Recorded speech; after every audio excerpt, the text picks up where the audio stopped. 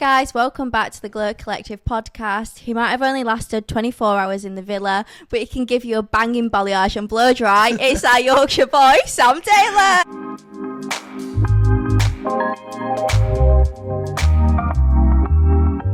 Hey!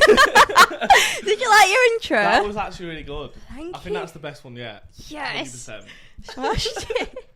Okay, are we ready for the most northern podcast ever? Definitely. Definitely, I'm love. trying to just get comfy on this sheet. Are you comfy? I'm comfy. Stun. Okay, so we have to talk about your Love Island experience. Yeah. Short and sweet. Short and sweet, very short and sweet. What was your time like in the villa? You know what? I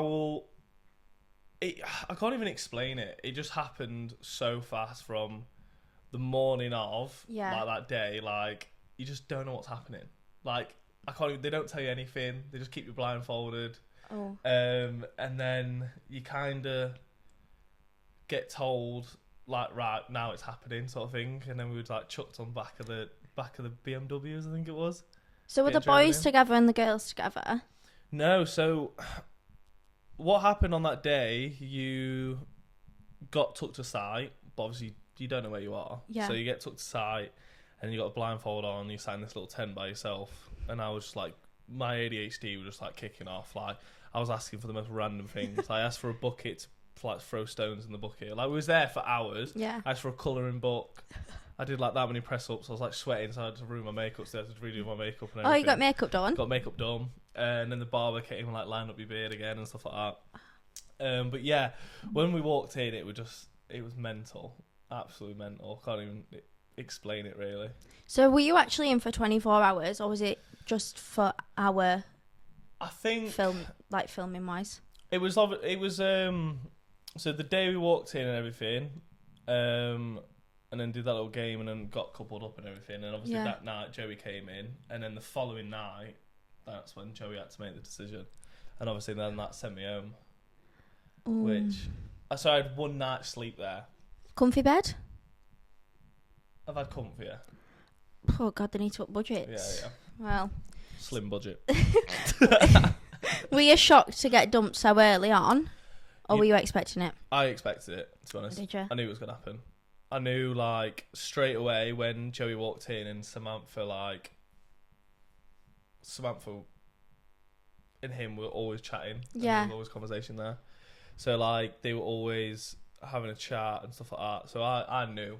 Do you know what I mean? I knew straight away. Did you not think you'd just get sent on a date? No, because I felt like, well, obviously Maya was like, oh, so pretty much one boy's going home. So it was like definite. So literally when Joey came in and Samantha was like talking to him and stuff like that, and they were always chatting and stuff like that, and I was just sat there and looking at Kieran and I was like, I'm gone. Do you know what I mean? Like, it was fun while it lasted, but like, I think you could probably tell by my face, I knew. Like the day I went, I was sat there and I was just like, right, can we just get this over and done with? Do you know what I mean? Like I knew it was going to happen. Were you expecting to go back in, maybe Casa? Or did you think your time was fully done? Obviously that's what people was hoping. The people were praying. I know. And it's just a shame, like I feel like no one got to see actually how I am. I'm actually nuts. Like they showed me like quite quiet, and I was like, I'm not a quiet person at all. And I feel like when it's like the first episode, you've got Maya in there, you're doing the coupling, you're doing the games. It's not really about people's chats and personalities. Yeah. And I think that's the thing. And do you know what I mean? I'm so glad it happened, but also in a way as well. Like I said, even on Aftersun, I was glad it happened to me and no one else, because I feel like I don't know how the lads would have handled that as good as me. Do you know what I mean? In a way, like I'm quite mentally strong, so it's like I had that conversation with myself before it even happened. So you're prepared. Yeah, I was prepared, and seeing how upset the lads were, like Kieran was practically crying, like Mum Veer looked so, like everyone looked so upset. And in my head, I was like, I knew out of the group, like I was probably the strongest minded when it comes to stuff like that. So in a way, I was kind of glad. So who would you have chosen from the initial lineup? He went a little high pitch. Oh, I don't know. I'm panicking. I don't know. Anyone you fancy? Like, would have wanted to chat to? I would say like I didn't even have a chance with all the girls. Like, do you know what I mean? Like, it wasn't like. Yeah. I think when people ask me that, I don't even know. What's your typical type though? If we're going off looks, I don't really have one. I really don't. You do. Honestly, I swear to God, I don't really. I've been with blondes, brunettes. I don't have one, to be honest. Do you have more of a type with personality? Yeah, they've got to be like Hit us they've with got to that. be actually like know what they want and are quite driven in Yeah. a way. I don't want like a nano just like mopes around. Do you know what I mean? I can't have that. I'm just I'm too excited all the time. So it's like, yeah, no mopers. But looks wise, like it changes for me. Right, I feel like you've got quite a big bubbly personality. Do Yeah. you want someone to match that, or someone that's like calm and can zen it out? I think. I don't know why I've turned this into like a dating show, but No, this it's like Joe Bags all over. just if anyone's out there wants to slide in the DMs, we're just preparing. I don't know. I think about this a lot. I think it's nice to have because I'm so like all over the place. It's kind of nice sometimes thinking like, oh, I might need someone who's a bit more chill, and Yeah. calm it down. But then it's also nice when if you do have a partner and you take them to like a family event, you don't have to talk for them. Yeah. Because I had like a past relationship where like I felt like I had to talk for them. Do you know what I mean? They weren't a yapper. No, and I feel like you need a yapper sometimes. You need a yapper. Do you know what I mean? Yeah. A yapper. So rude. So what? So rude, isn't it? A yapper? Yeah. No. If you went to a girl and was like, "You're a yapper," you. Well, if To be fair, I have done that. I feel like I get called a yapper because I genuinely don't show up. But I think that's a northern thing. Maybe. Because every time I go down south, I'm like, if you're talking to someone, you're like, "Oh my God, you're so boring."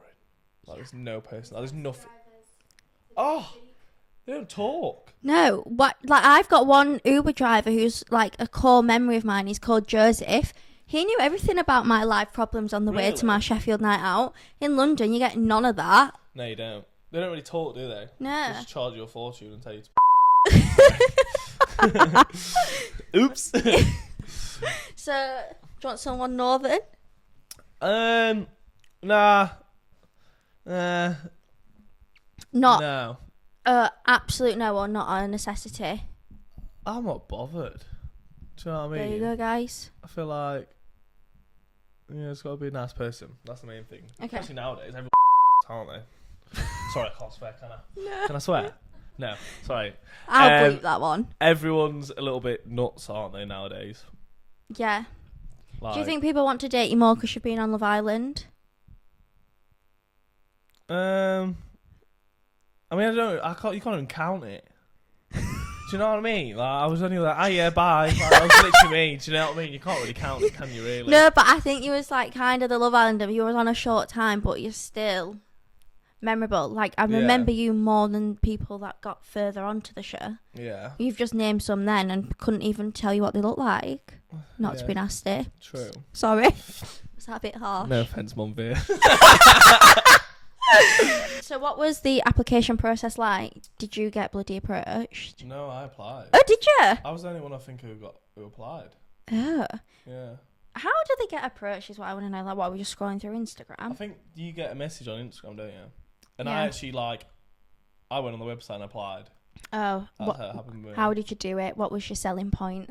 So it actually happened. So when I was at work, a car came driving through the shop. Yeah, and nearly saw killed me. that. I don't know if everyone saw that. And then the woman who was working on the TV program for ITV, when she came to do filming, she was like, I think you should apply. I think you do really well on it. And I was like, no. And at that time I had a girlfriend. And then I was like, no, do you know what I mean? I've got a missus, blah, blah. And then broke up with her. And then I thought, why not? And then, danced around in my kitchen with my top off. To the camera. That was me. And then, just somehow ended up on it from that. Was it a long process? Yeah. Was it? Yeah, it's quite long. There's just so many things you need to do. But it's fun though. Do you know what I mean? You're never going to have that opportunity ever again. So it's like, you kind of enjoy going through the whole thing. Do you know what I mean? Cool. But no, it was good. I feel like the only one I've spoken to that said they've applied. Everyone else I think I'm the only one who's applied. What, from this year? Yeah. Maybe. No, I think someone else said they did. a girl. There was a girl that had applied. Oh, I don't know. Remember who it was. You've obviously been meeting other islanders since coming out. Yeah. Who have you been getting closest to? Mainly like Abby and Charlotte. Like me and them. I love them. They're so funny. It's like having like two more sisters, really. But like everyone's lovely. Yeah. It's like a weird family. Like everyone gets on, everyone talks. Do you know what I mean?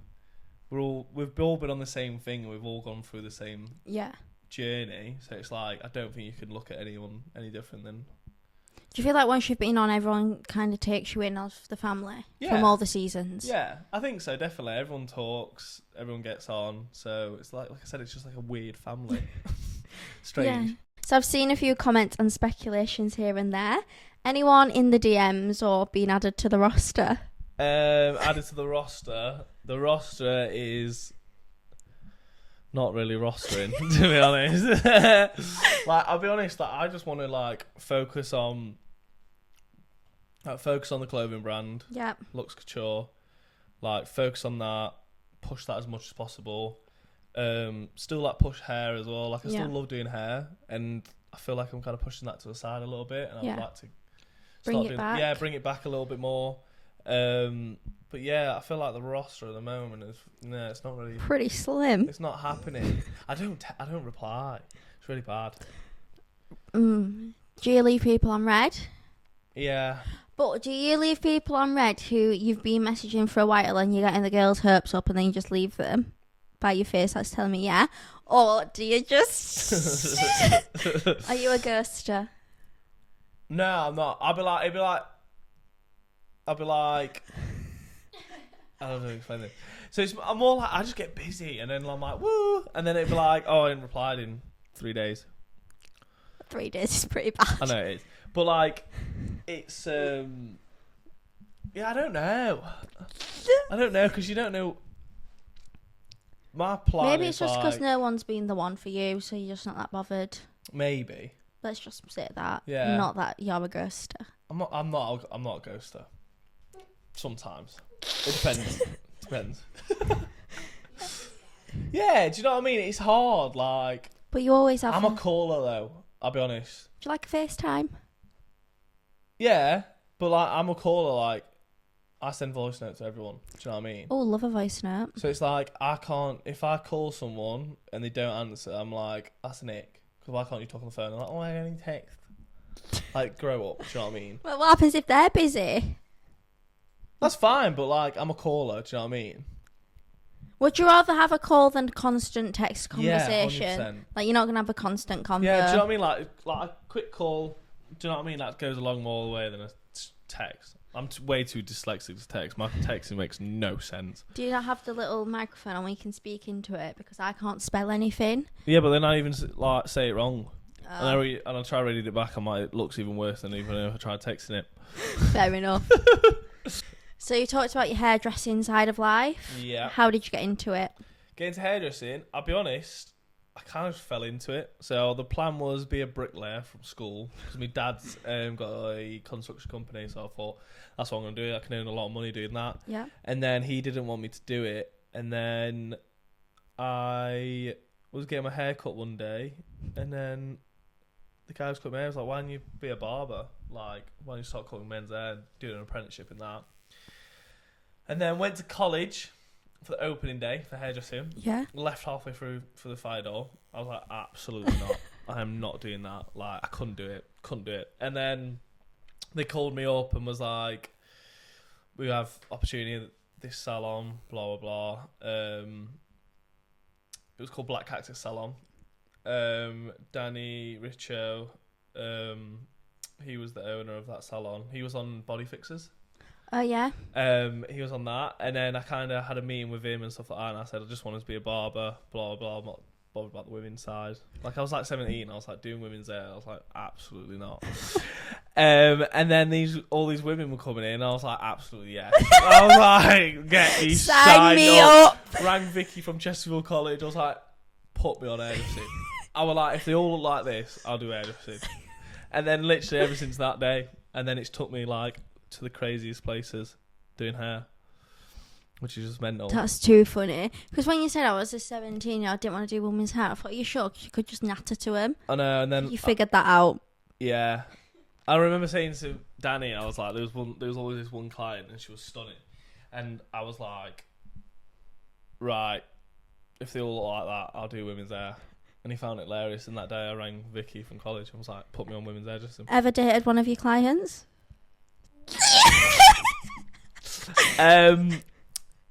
My my last relationship, she was a client. Well, there you go. And then the girlfriend before that was a client. So basically, you're a serial client dater. Yeah, it's just easy. Do you know what I mean? Like, it's the first date's perfect. It's like they come and get their hair done. It's not awkward. Is that date one? Sometimes, like if you're dating, it ends up dating a client. Like, yeah, it is, and they pay at the end, so it's like a cheap date. Where would you take them on second date? Are you an activity kind of guy? I gotta be doing something. Yeah. Yeah, gotta be running around making noises somewhere. Like that's me. Okay. Yeah, it has to be active. I can't just sit down. Fair enough. I can't do it. Sorry, it's just your face when I went, if you date a client. Really made me chuckle. Maybe. Yeah.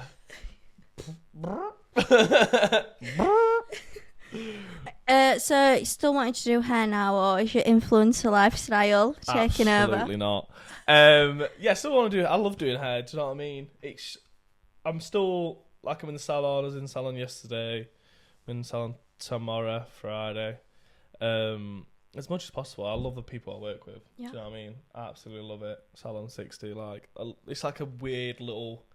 I spend more time with them than I do my own family, in a way. Do you know what I mean? But yeah, I love it. Absolutely love it. Cool. So let's talk about your fashion. Major Slay, fashion boy. Have you always been a fashion boy? No. I just chuck clobber on, to be honest. Like, it's really not, like, I don't really think about it. You've not got a Pinterest board? Absolutely not. Okay. No. But, like, I just chuck shit together and somehow it looks good. You're just naturally talented. Yeah, do you know, it's hard. It's really hard. It's really hard. Really hard. Like, just being I this feel like good. some people, like, try too hard and you look like you're wearing a bin bag. Sometimes it looks a bit fancy dress, like. Yeah, I just think, like, you look a bit more like a... Yeah, you choose your word carefully. Yeah. I don't know. I think some people try too hard, and I don't really look at myself like that. I wouldn't say I've got, like, a major style. I just chuck it. Do you know what I mean? It's not my fault. I'm a coat hanger. Look good and out. Your self-confidence is really what we need in life. I love it. Oh, God. Okay. So, I've been seeing on socials your new business venture. Yeah. Am I saying this right? Luxe Couture? Luxe Couture, yeah. Luxe Couture? Yeah. Okay. Very exciting. How did this come about? It came about, so I met Jake, who was pretty much like the founder, and he like started it up and stuff like that. He started it up. He used to be a professional motocross racer. Yeah. So he started it up, and then I met him at the football event in Bournemouth, and I just got talking to him, and then we kind of shared like the same ideas and stuff like that, and I've always wanted to do it, and he literally said to me, like, why don't you jump on it with me and we can work on it together? Yeah. And then it's just from there, really. So we've got some women's stuff coming in, the tracksuits, hoodies, joggers, some t-shirts. But it's one of those things where, like, we want to make sure, like, the quality's there. So all the stuff is, like, top stuff. So just got to see how that goes and just got to push that as much as possible, really. One of those things, like, I've always wanted to do it. Yeah. And it's kind of, this door's open with Jake, and we are very similar to what we want to do and what we want to achieve and stuff like that. So yeah, it kind of just like fell together. Was it a before or after the villa? Well, for me, it was always, it's been like in my head for years. Like, I'm trying to like put stuff together, but like it's never been something where I've kind of gave it my all in a way. So then meeting him, I think it was more like a sign. It was like it needed to happen. Yeah. Do you know what I mean? Everything happens for a reason. So yeah, hopefully we'll be flying. Flying. Yeah. I love the stuff. Cool brand. So what's the vibes? Is it going to be very... It's going to be very like streetwear, sporty sort of vibes. But in a way, we just got to see how it goes and see how, because trends change. Do you know what I mean? Yeah. Like if everyone's either got like Cole Buxton, Represent. I think like Represent is like one of those things in the past couple of years. It's just like blown up. Yeah. Do you know what I mean? So we got to think of some cool ideas where we're going to look a bit different and stuff like that. So we've got some cool stuff in the works and stuff like that. But yeah, it's exciting. See what Amazing. happens. I feel like it's going to be a One day. a slay. I said like the dream is to like walk down the street and like people wear your stuff. I think if you see it on a night out, you've made it. Yeah, it's weird. Like imagine like a guy in the queue just with his jeans and his little top on, and you're like, "It's my brand, mate." I know it's gonna be that's the goal. Do you know what I mean? But it's also like building a brand what people want to invest their money into and spend their money on, and not be completely ripped off. Do you know what I mean? Like the quality of our stuff is like it's insane. It's up there with all the big brands far, and it's not at a ridiculous price where you're gonna break the bank. Do you know what I mean? But you've also got cool designer stuff. Yeah. Amazing. So last question we ask everyone. Oh no. Who is the dream guest on this podcast? Who are you wanting? Dream guest. You can have anyone you want. Oh. Dream guest. Yeah, you can have anyone. Literally anyone. People go really quick on this. What do you mean? We've had Nicki Minaj. We've had... My butt won't even fit on this sofa. Might need a bigger sofa. Back here. Oh, I don't know. A few moments later. I actually don't know. It's funny if you got like a rap artist on here. It was like really, really like hood. That'd be quite funny. Like Meeks. Yes. That'd be good. Like masked up and stuff. Like you asking him questions. I think that'd be, yeah. Okay, we'll put it in the suggestion box. Definitely not Nicki. Not Nicki? Nicki's not even relevant anymore, is she? Yeah. Has she dropped a song anytime soon? Yeah, she did that whole new album.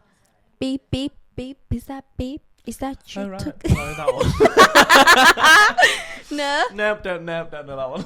Okay, I've got nothing else to sing you. Yeah. Okay. Right, thanks for coming on the pod. Cheers. Thanks for having me. It's all right. Thanks for watching this episode of the podcast. Make sure to tune in to next week's. Bye. See you in a bit. In a bit.